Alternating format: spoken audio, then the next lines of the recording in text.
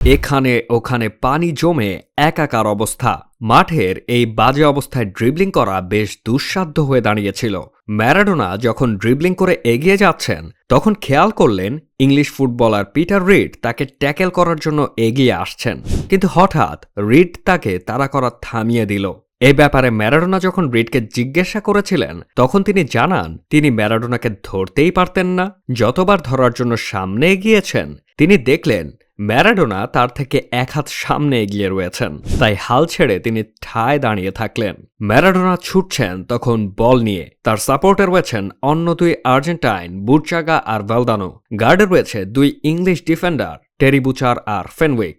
এমন একটা ক্রুশাল সিচুয়েশনে ভুল করে বসলেন ফেনউইক। তিনি বুরচাগাকে পাহারা দিবেন নাকি ম্যারাডোনাকে ঠেকাবেন সিদ্ধান্ত নিতে পারলেন না। ফলাফল তিনি কলাগাছের মতো ঠায় দাঁড়িয়ে পড়লেন।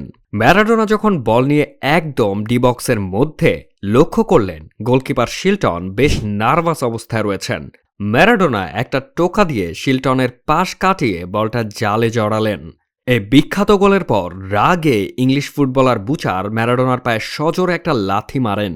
ম্যারাডোনা জানান এমন আঘাতের অভিজ্ঞতা নাকি তার খুব বেশি হয়নি। সেবার পশ্চিম জার্মানিকে ৩-২ গোলে হারিয়ে দ্বিতীয়বারের মতো শিরোপা ঘরে নেয় আর্জেন্টিনা। আর আর্জেন্টিনার কপালে প্রশংসার সাথে সাথে চিরদিনের জন্য জোটে চোর খেতাব।